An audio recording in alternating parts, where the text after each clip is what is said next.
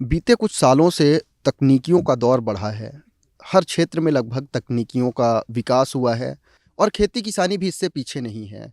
आप हमारे पीछे देख सकते हैं, एक पॉलीथीन से बना, नेट से बना एक पूरा शेड है। आप सोच रहे होंगे ये कोई झोपड़ी है, इमारत है या कुछ है, लेकिन नहीं, ये एक खेत है और इस खेती की तकनीकी को नेट हाउस कहते हैं और इसके अंदर फसलें उगाई जाती हैं। नेट हाउस क्या काम करता है और इसके फ़ायदे क्या हैं, ये सब बताने के लिए हमारे साथ हरियाणा कैथल के एक किसान प्रदीप जी मौजूद हैं। प्रदीप जी, सबसे पहले आप नेट हाउस में खेती के फ़ायदे बताइए। नट हाउस के खेती के ये फ़ायदे हैं कि इसमें जैसे कोई भी कीट पतंग मच्छर मक्खी वगैरह कुछ कोई भी बीमारी नहीं आती उनकी वजह से। उनसे बचाव रहता है, प्रोडक्शन बहुत ज़्यादा होता है, टेम्परेचर मेंटेन रहता है, ड्रिप इरिगेशन से पानी की भी बचत होती है बहुत ज़्यादा और प्रोडक्शन ज़्यादा ही होता है। तो नेट हाउस का पूरा स्ट्रक्चर आप हमें बता दें कि अगर कोई पहली बार नेट हाउस की शुरुआत करना चाहे तो उसे किन किन बेसिक चीज़ों की ज़रूरत पड़ेगी।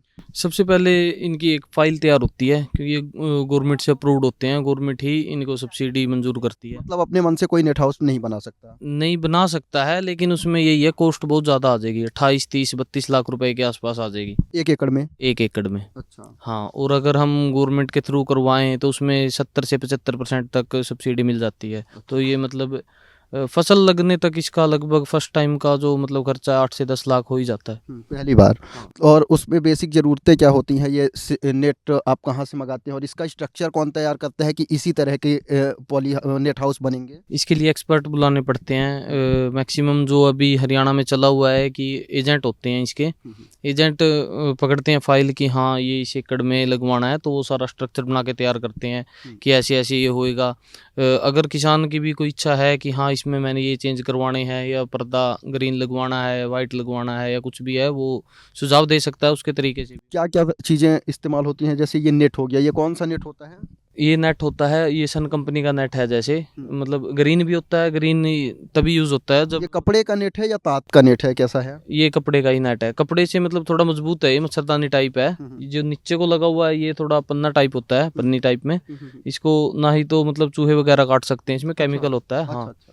तो उस चीज से भी मतलब सुरक्षा रहती है आप बहुत एक बार ज्यादा। पास से दिखा दीजिए कि ये चूहे नहीं काट सकते इसे, और इसमें केमिकल होता है जिसकी वजह से चूहे नहीं काटते।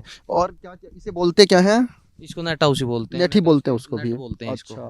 तो एक बार अंदर से नेट हाउस का पूरा स्ट्रक्चर दिखा दीजिए, कैसे होता है, क्या होता है। ये इसका मेन गेट है ना। ये एंट्री गेट। एंट्री गेट हो गया।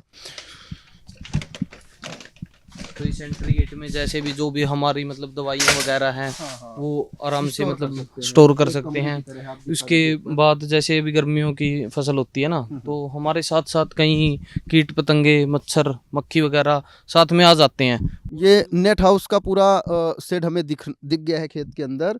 इस पे कई तरीके हमें दिख रहे हैं, जैसे ये नीचे आप देखेंगे तो इस पे मल्चिंग तकनीक भी है और यहाँ पे ड्रिप इरिगेशन भी सेटअप हुआ है।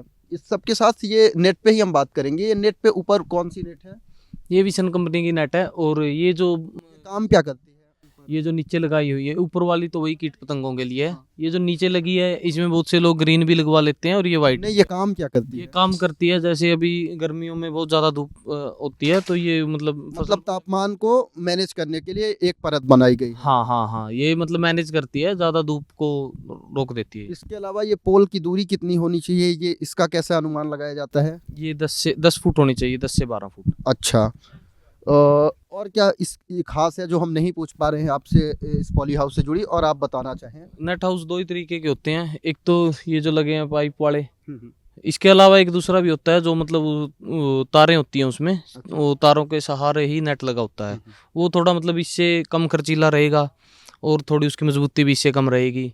इसमें थोड़ी मजबूती ज़्यादा रहेगी और ये थोड़ा सा एक्स्ट्रा कॉस्ट करेगा। एक बार आपने ये नेट हाउस का सेटअप बना लिया तो कितने सालों तक चलता है। ये 5 साल तो हमें ही हो गए। 5 साल हो गए तो मतलब 5 7 साल और ये आराम से चलेगा। उसके बाद भी रिपेयर होने के बाद ये लंबा चलेगा। इसको रिपेयर कराया जा सकता है अगर कहीं से फट गया या हाँ, कहीं तो। से फट गया तो जैसे अभी ये वहाँ से फटा हुआ है एक साइड से, सील देते हैं इसको। कोई मतलब ये नहीं है कि नहीं होएगा। या तो आप सिल दो या फिर अगर बदलवाने की जरूरत हाँ, हो ये तो बदलवाने की एक नेट जरूरत भी तो बदले ये जा नेट, सकते हैं। हाँ ये नेट आ जाएगा। ये नेट बदला जा सकता है। चलिए, यानी लंबे समय तक भी इसे नेट हाउस चलाया जा सकता है एक बार बनाने के बाद। और इसकी बेसिक ज़रूरतें क्या है नेट हाउस के साथ ही, और क्या क्या चीज़ें हमें सेटअप करवानी होती हैं। नेट हाउस के साथ बस एक ड्रिप इरिगेशन सिस्टम और एक पॉन्ड होना चाहिए, मतलब जिसमें वाटर को स्टोरेज कर सके हम। बस यही है, बेसिक नीड होनी चाहिए, थोड़ी नॉलेज होनी चाहिए बंदे को कि हाँ ये। किन किन फसलों की खेती की जा सकती है नेट हाउस के अंदर? इसमें बहुत सी सब्जियां वगैरह हम उगा सकते हैं, जैसे ये हो गया शिमला मिर्च हो गया।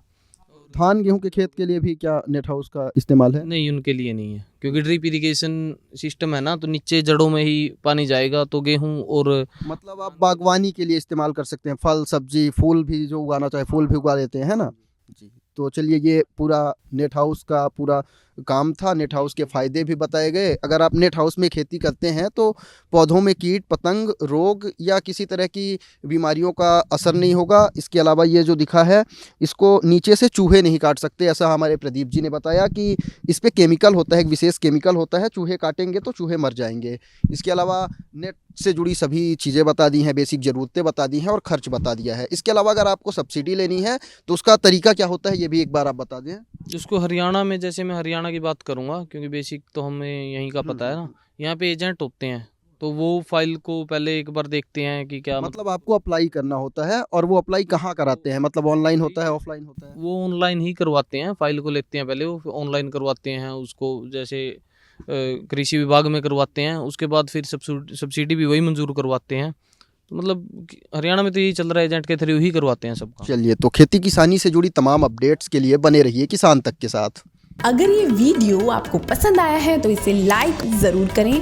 अगर चैनल अभी तक सब्सक्राइब नहीं किया है तो कर लें और नोटिफिकेशन पाने के लिए बेल आइकन भी दबा दें।